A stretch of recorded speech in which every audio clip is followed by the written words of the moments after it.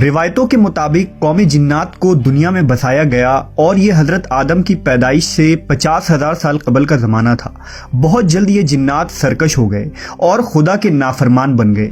جب جھگڑے اور فساد سے زمین لرزا اٹھی تو آسمان سے فرشتوں کو حکم دیا گیا کہ جاؤ اور ان سرکش جنات کو مار پھینکو۔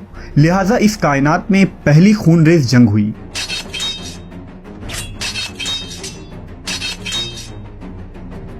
جس میں عزازیل کے ماں باپ یعنی چلیپا اور تبلیس نے بڑی بہادری سے جنگ کی، لیکن فرشتے ان پر غالب آ گئے۔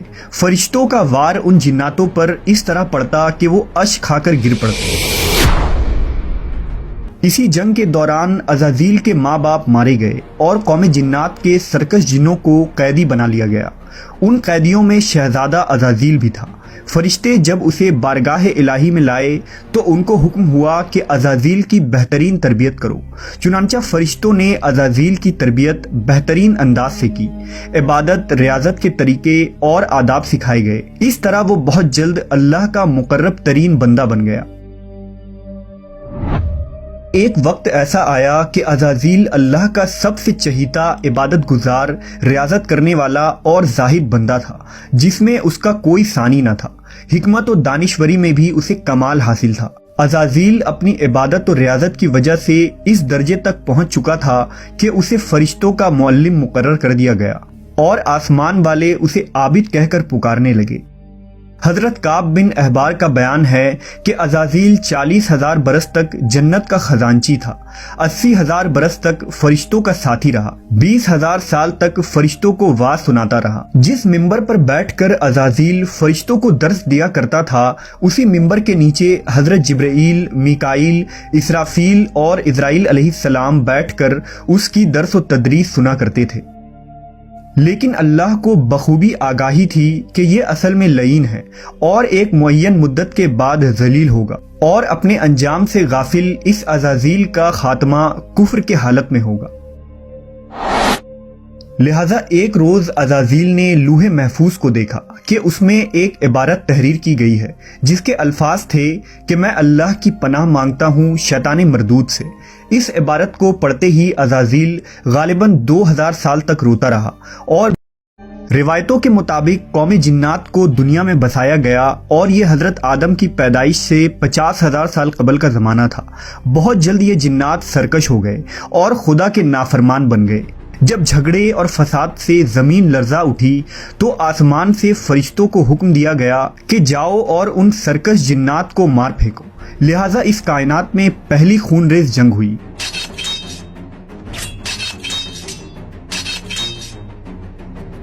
جس میں عزازیل کے ماں باپ یعنی چلیپا اور تبلیس نے بڑی بہادری سے جنگ کی، لیکن فرشتے ان پر غالب آ گئے۔ فرشتوں کا وار ان جناتوں پر اس طرح پڑتا کہ وہ اشک کھا کر گر پڑتے۔ اسی جنگ کے دوران عزازیل کے ماں باپ مارے گئے اور قوم جنات کے سرکش جنوں کو قیدی بنا لیا گیا۔ ان قیدیوں میں شہزادہ عزازیل بھی تھا۔ فرشتے جب اسے بارگاہ الہی میں لائے تو ان کو حکم ہوا کہ عزازیل کی بہترین تربیت کرو۔ چنانچہ فرشتوں نے عزازیل کی تربیت بہترین انداز سے کی۔ عبادت، ریاضت کے طریقے اور آداب سکھائے گئے۔ اس طرح وہ بہت جلد اللہ کا مقرب ترین بندہ بن گیا۔ ایک وقت ایسا آیا کہ عزازیل اللہ کا سب سے چہیتا، عبادت گزار، ریاضت کرنے والا اور زاہد بندہ تھا، جس میں اس کا کوئی ثانی نہ تھا۔ حکمت و دانشوری میں بھی اسے کمال حاصل تھا۔ عزازیل اپنی عبادت و ریاضت کی وجہ سے اس درجے تک پہنچ چکا تھا کہ اسے فرشتوں کا معلم مقرر کر دیا گیا اور آسمان والے اسے عابد کہہ کر پکارنے لگے۔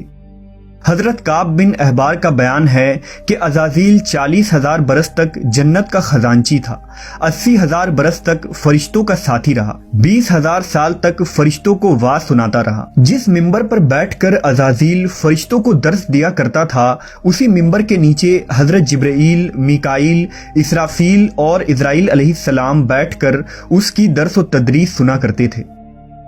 لیکن اللہ کو بخوبی آگاہی تھی کہ یہ اصل میں لعین ہے اور ایک معین مدت کے بعد ذلیل ہوگا، اور اپنے انجام سے غافل اس عزازیل کا خاتمہ کفر کے حالت میں ہوگا۔ لہٰذا ایک روز عزازیل نے لوح محفوظ کو دیکھا کہ اس میں ایک عبارت تحریر کی گئی ہے جس کے الفاظ تھے کہ میں اللہ کی پناہ مانگتا ہوں شیطان مردود سے۔ اس عبارت کو پڑھتے ہی عزازیل غالباً 2000 سال تک روتا رہا اور